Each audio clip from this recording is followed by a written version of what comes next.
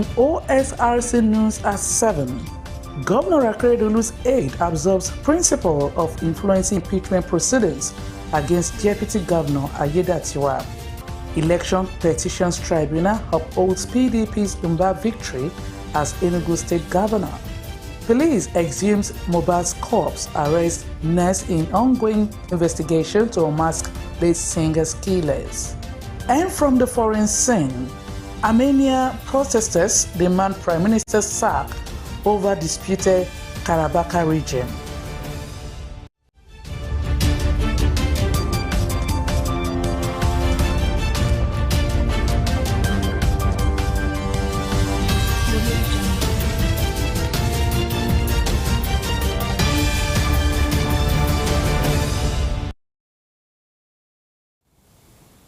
Good evening and welcome. I am Remy Allen.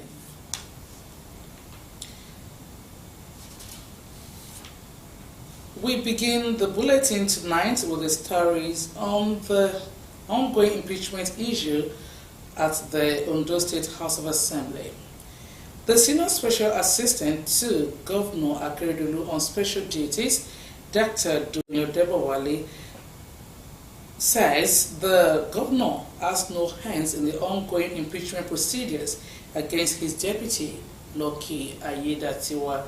Featuring on a special program on OSRC TV, Dr. Odebowale said it is the prerogative of the State House of Assembly as an independent arm of government to question anyone suspected to have run foul of the law. He then advised the deputy governor to absolve himself of all the allegations of misconduct levied against him by the House of Assembly with concrete evidence.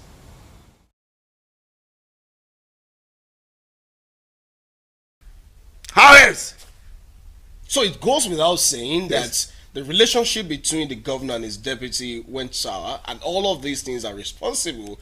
And then here we are, an impeachment process initiated. See, that is simplistic.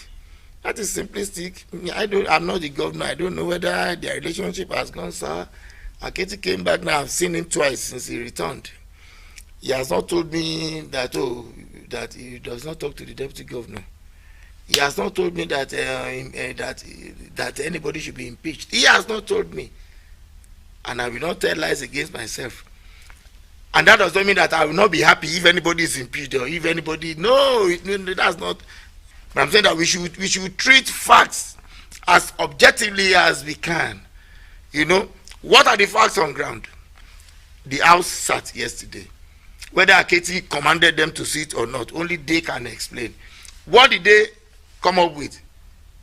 That the deputy governor of your state approved for himself the purchase of an SUV, market value, real market value 200 million, but politics value 300 million for himself out of the palliative money released.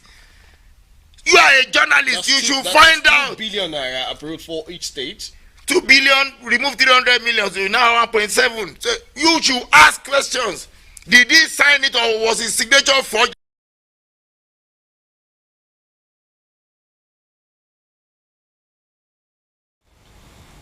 Details of the interview will come immediately after this bulletin. And now to political crisis in Edo State. An end to the rift between Edo State Governor Godwin Obaseki and his deputy Philip Shaibu may be near as the embattled deputy governor has finally apologized to his principal and begged for forgiveness. Shaibu told journalists during an interview in his Benin City residence that he has formally asked Obaseki to forgive and forget.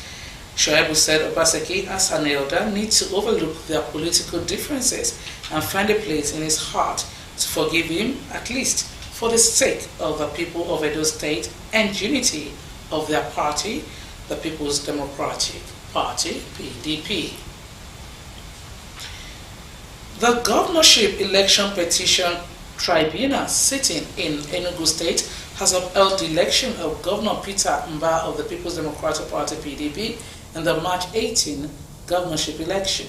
The three-member panel of the tribunal, led by Justice Kudirat Murayo, dismissed the petitions of the Labour Party and its candidate, Chijioke Edioga, insisting that they could not prove their petitions.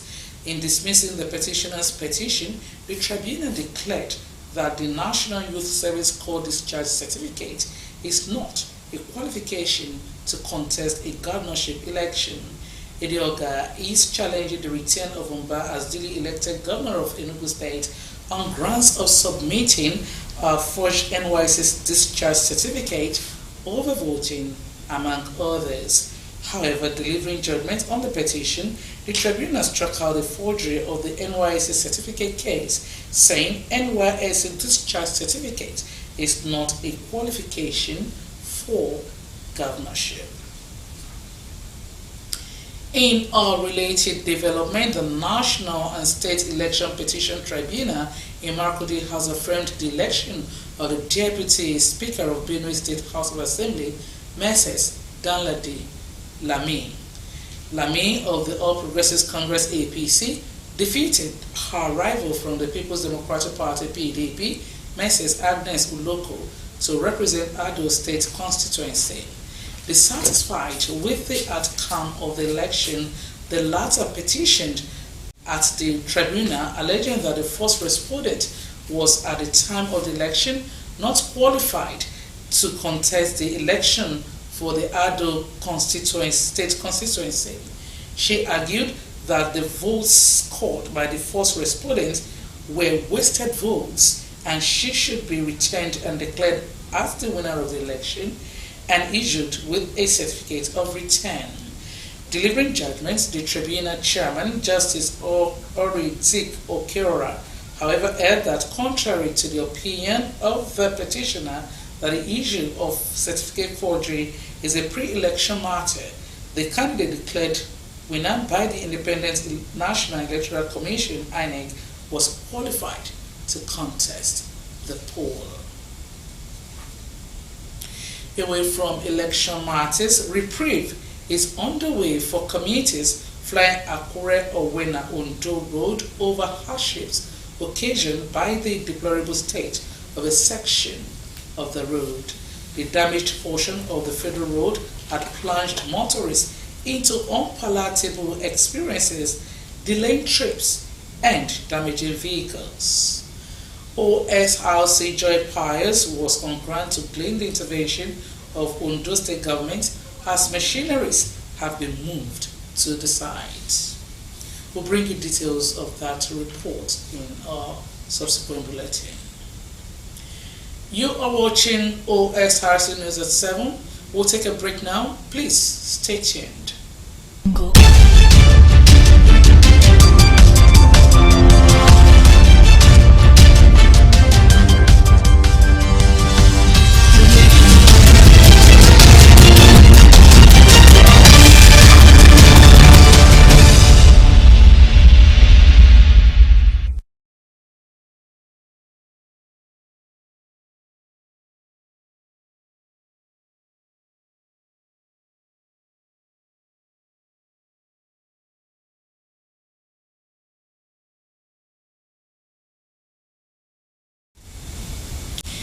You're welcome back. You can watch us live on our website www.osrc.ng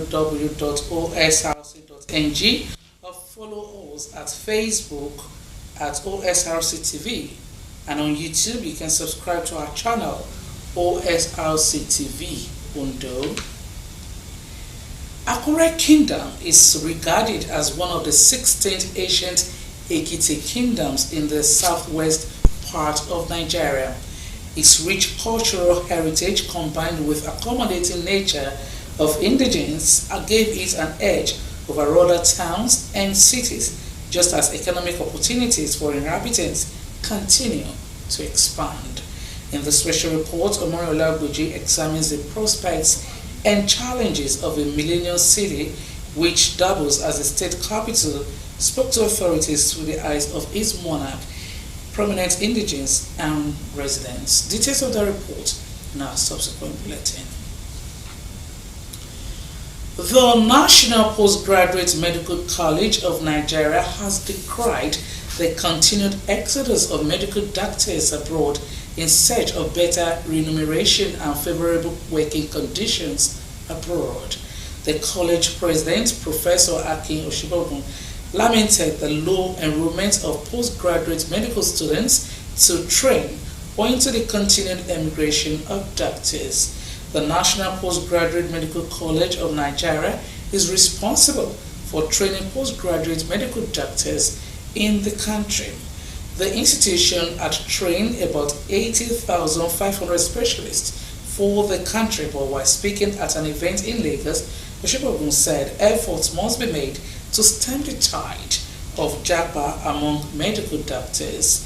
While disclosing that the institution will be convocating for 113 new fellows and 92 doctors of medicine this week, Oshibogun lamented that the challenge the country faces now is that it does not have enough people to train because as doctors graduate, the brain drain, generally called japa syndrome, is affecting them. According to him, for the nation to address the problem, Nigeria needs to train more and retrain more medical professionals. President Bola Tinubu has encouraged Nigerians in the US to rise above failure by having a change of mindset for success in all their endeavors in life. Tinubu, who gave the advice at the presidential town hall meeting with Nigerians in the diaspora in New York, noted that Nigerians have no reason to be poor.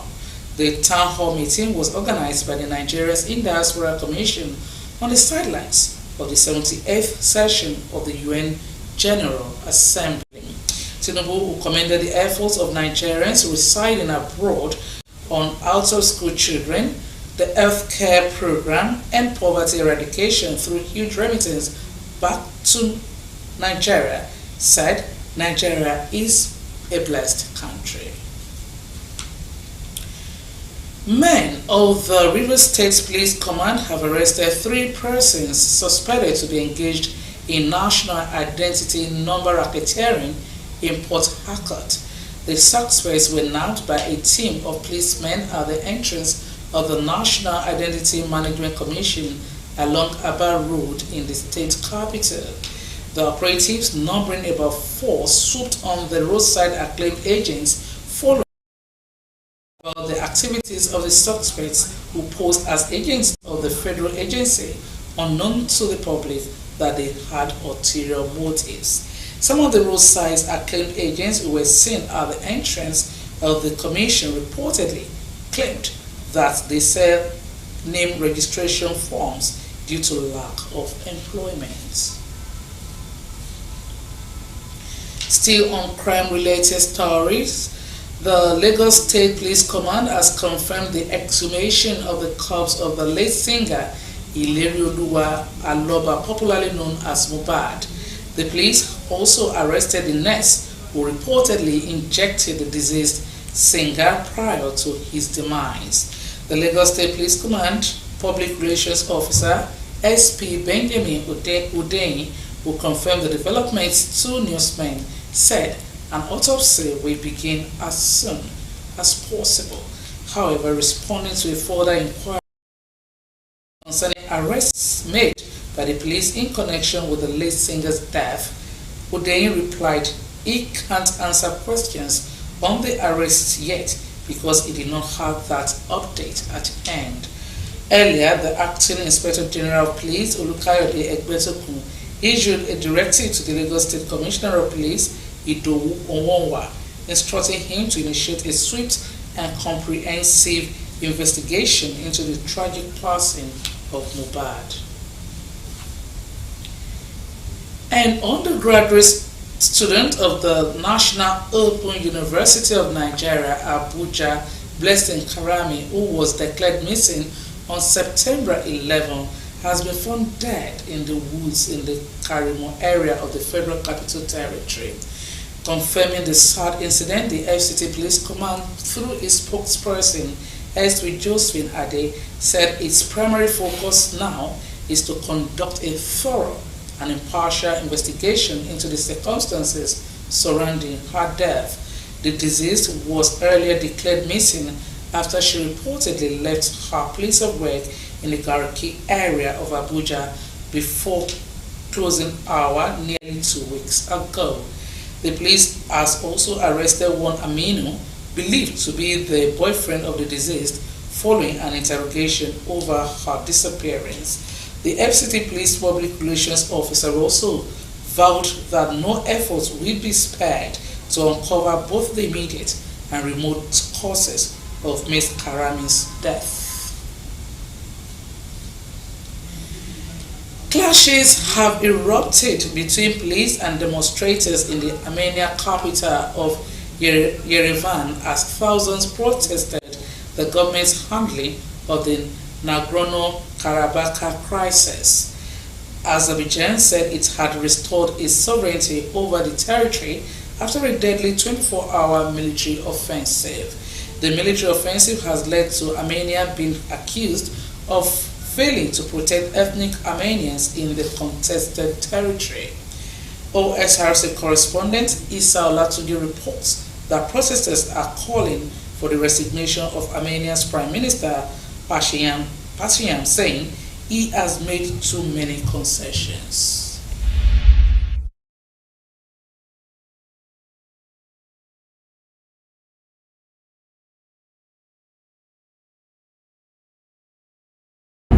After a lighting offensive in the Nagorno-Karabakh, Azerbaijan's president claims full control of the disputed region, with ethnic Armenian forces agreeing to lay down their weapons.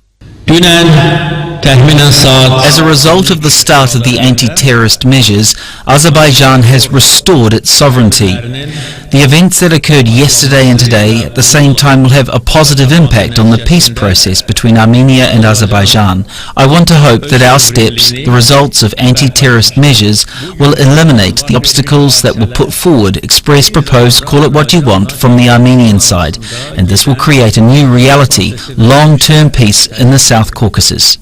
The enclave, a self-declared breakaway territory, is internationally recognized as part of Azerbaijan, but is being controlled by ethnic Armenians and has close links to the Armenian government.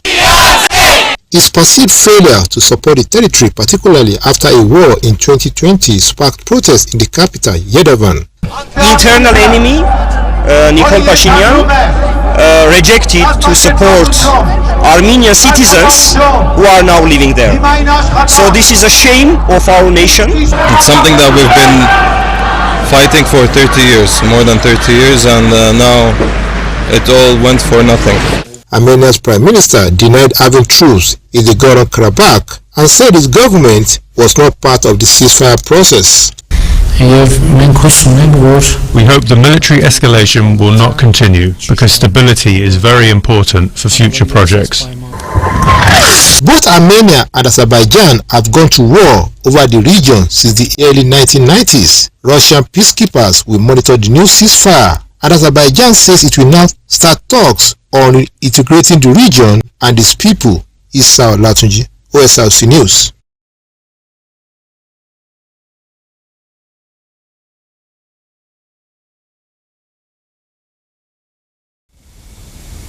We'll now take the story of the Akure Owena Ondo Road.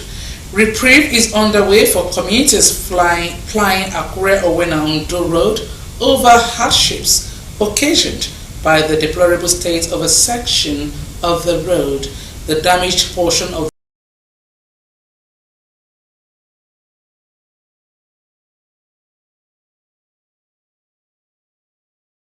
the federal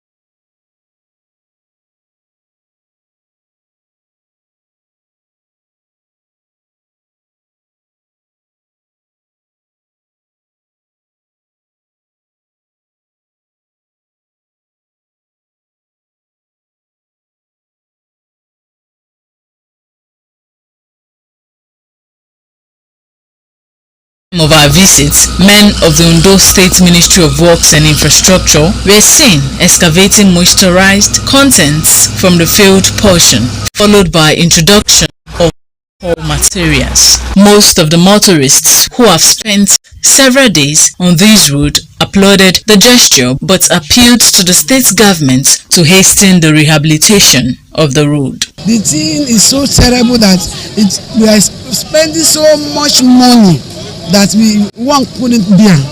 So I don't know, I feel that the government should make haste and help especially those our students that are going on for their education, those that are going for other business, and the travelers. Pending the completion of the road, government has implored motorists to make use of Ipetu-Ijesha road.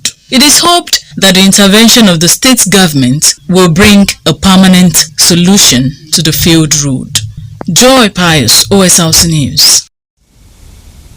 Before we end Osrc News at 7, here's another look at the major stories in the bulletin.